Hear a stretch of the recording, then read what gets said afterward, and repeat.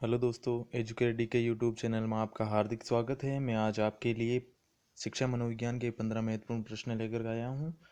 तो चलिए शुरू करते हैं। पहला प्रश्न है, वे बालक जो सामान्य बालक की अपेक्षा शैक्षिक रूप से श्रेष्ठ है, वे प्रतिभाशाली है, किसका कथन है? तो ये कथन है होलिंगवर्थ का। अगला प्रश्न, वे बालक जो विद्यालय जीवन के मध्य में अपने से नीचे की उस कक्षा के औसत कार्य नहीं कर पाता है जो उनकी आयु के बालकों के लिए सामान्य होते हैं। ये कथन किसका है? तो ये कथन है सिरिल बर्ट का। सिरिल बर्ट ने बताया, शिक्षा अंक 85 से कम बताया इन बालकों का। अगला प्रश्न है, मानसिक मंदता का सबसे पहला महत्वपूर्ण अध्ययन किसने किया था? तो मानसिक मंदता का सबसे पहले फ्रांस के एक वैज्ञानिक है जीन इटार्ड, जिन्होंने 1799 ईस्वी में मानसिक मंदता पर अध्ययन शुरू किया था, जीन इटार्ड ने। अगला प्रश्न है, बाल अपराध विज्ञान के जनक कौन है? तो बाल अपराध विज्ञान के जनक सीजर लाम्ब्रोंस है। अगला प्रश्न है, बाल उपचार की अनिर्देशित विधि के जनक कौन है? तो बाल उपचार की अनिर्देशित विधि के जनक है कार्ल रोजर्स।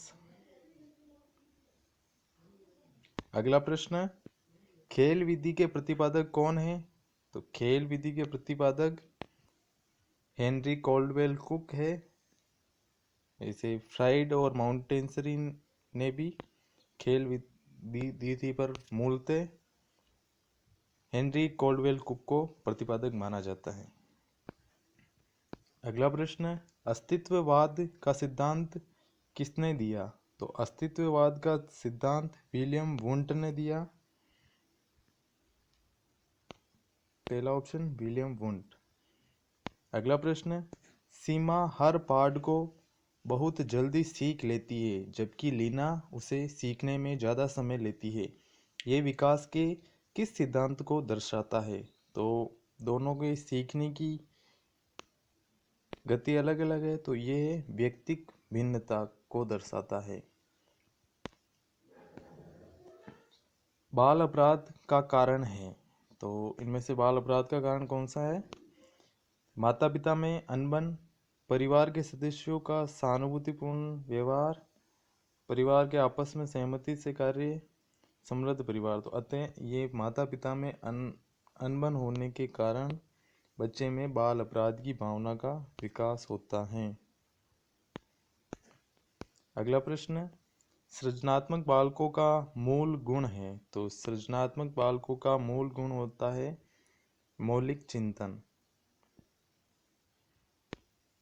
अगला प्रश्न, निष्पत्ति परीक्षणों का सबसे अधिक उपयोग है? तो निष्पत्ति परीक्षणों का सबसे अधिक उपयोग छात्रों के वर्गीकरण में किया जाता है।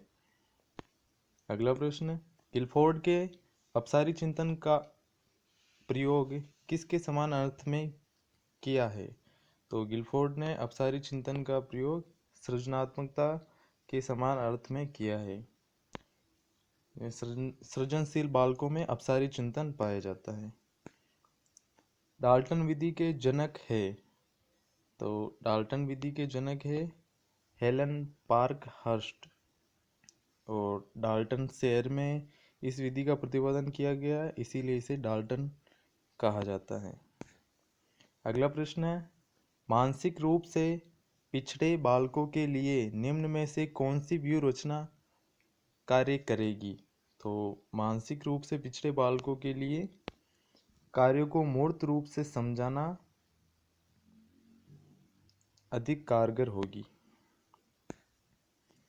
कोई भी बालक जिसका व्यवहार सामान्य व्यवहार से इतना भिन्न हो जाए कि उसे समाज विरोधी कहा जा सके, बाल अपराधी है। ये परिभाषा किसने दी? तो ये परिभाषा दी थी गुड ने। धन्यवाद। वीडियो पसंद आया हो तो लाइक करें और अपने दोस्तों के साथ शेयर करें। धन्यवाद।